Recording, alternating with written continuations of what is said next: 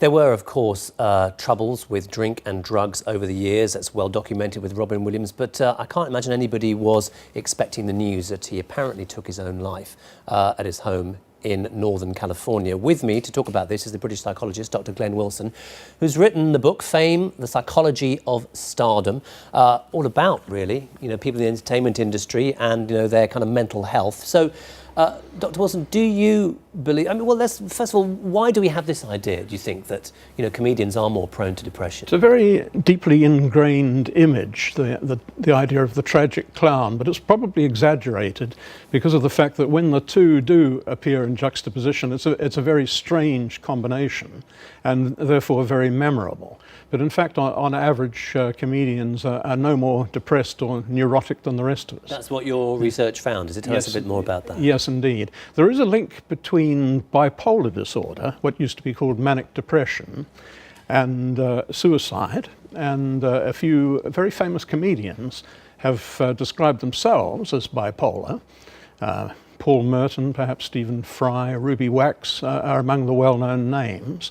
So again, there might seem to be an association between bipolar disorder specifically and high suicide rates. And in the case of Robin Williams, of course, he did appear to be hyperactive when he was doing his stand-up routines particularly, and they might have alternated between bouts of deep despair during which he might have taken his own life. But, he was so hyper. Would you be able to look at him and say, oh, I worry about his mental health because he's so hyper on the outside, or not? It's more hidden than that, isn't it? I think so.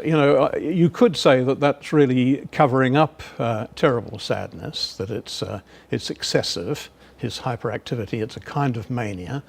Or it could be that alternated with serious depression. It's rather hard to tell. I don't think that alone would be sufficient to have him diagnosed.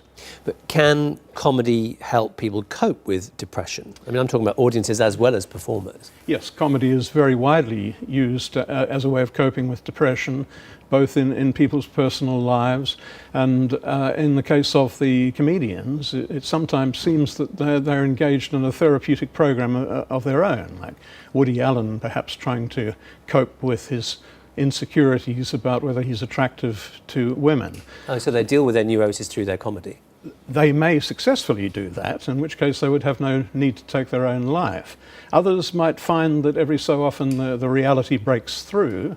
They've made an attempt to contain it with their humour, but very often the humour is based upon some sort of personal deficiency, and it will be highlighting it for themselves, and at some point the defences could break down. When you talk about humour and personal deficiency, when Robin Williams was struggling with drink and drug addiction in the 70s and 80s, he later joked that cocaine was God's way of telling you you're making too much money.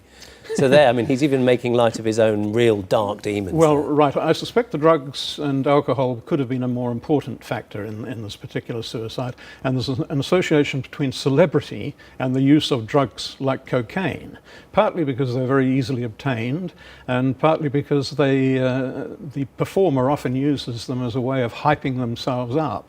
They think that it gives them an extra electricity. OK. Dr. Glenn Wilson, thank you so much for coming in and giving us your expertise.